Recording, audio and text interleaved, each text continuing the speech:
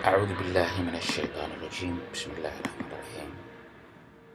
الحمد لله رب العالمين، والصلاة والسلام على خاتم الأنبياء والمرسلين سيدنا محمد وعلى آله وصحبه أجمعين.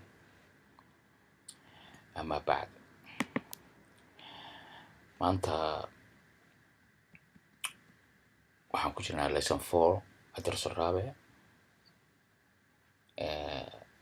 التدريب على الجملة الاسمية.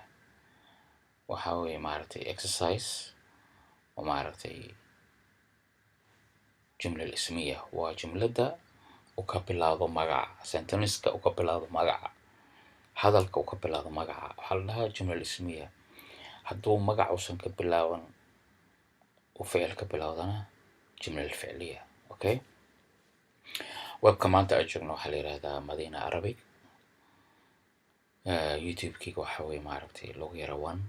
my facebook waxa waaye tafsiirka quraanka. waxaad kaloo igala soo xiriiri kartaa qolka quraanka oo aan ka mid ahay adminka. okay maanta أضف الخبر الخبر المناسب لكل مبتدأ من الكلمات الآتية. كلمadahan soo socdo waxay isku toosinaysaa أضف الخبر خبرka ku dar المناسب خبرka مناسبka ku ah oo ku sax ku ah لكل مبتدأ aan soo socdo ama magacyadan soo socdaan من الكلمات الآتية كلمadahan soo socdo. okay, waa kana kelimadihii kor lagu qoray mubtada ama magacyadan hoos baa lagu soo qoray. okay, marka kaliya ku samee inuu ku akhriyo waana ku wada dhown.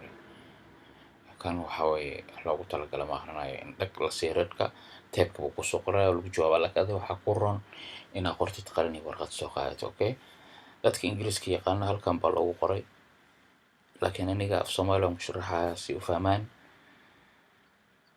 oo sidii Soomaalida tiraahday inta af Soomaaliya ku hadasha Soomaalida qaarkood ma aragtay fanaaniinta siiba. anyway, الطالب ardayga wuxuu xanuunsan yahay. الطالب waa mubtada waana magac uu ka bilaawda.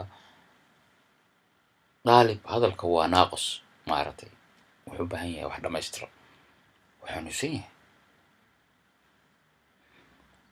المريض waa ku toosan. الطالب مريض مريضkii waa khabar hadalkii dhameystiraya mubtada iyo khabar مرفوع بالضمة baa la yiraahdaa. mubtada maaragtay الخبر مرفوع بالضمة sida naxwaha marka ay i'raab ku sameynaysid. laakiin waxaan rajeynayaa inay soo socoto hadda kaliya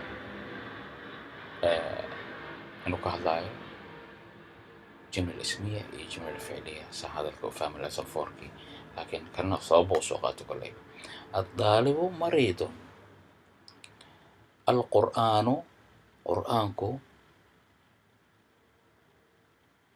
كتاب مقدس وكتاب مقدس.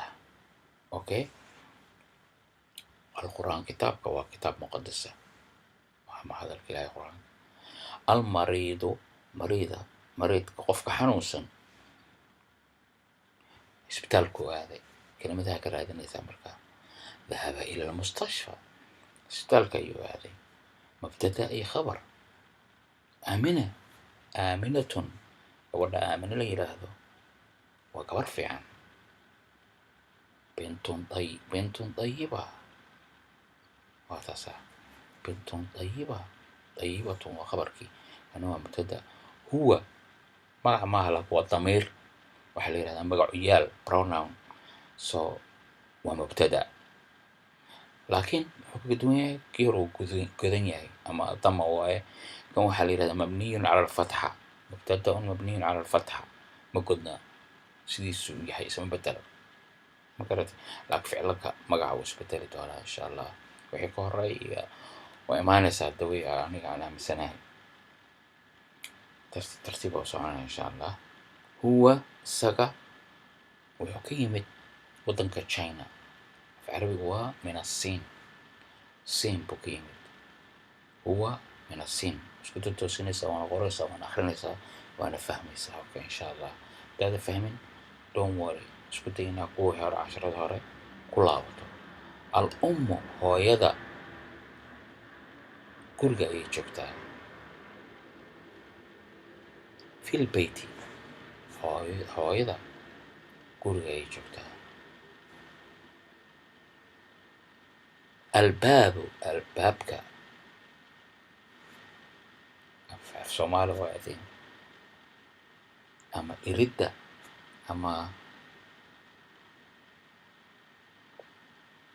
af soomaali badan ba albaabu wuu furan yahay maftuuxun wuu furan yahay okay almuhandisu injineerka wuu dadaal badan yahay aad buu shaqeeyaa mujtahidun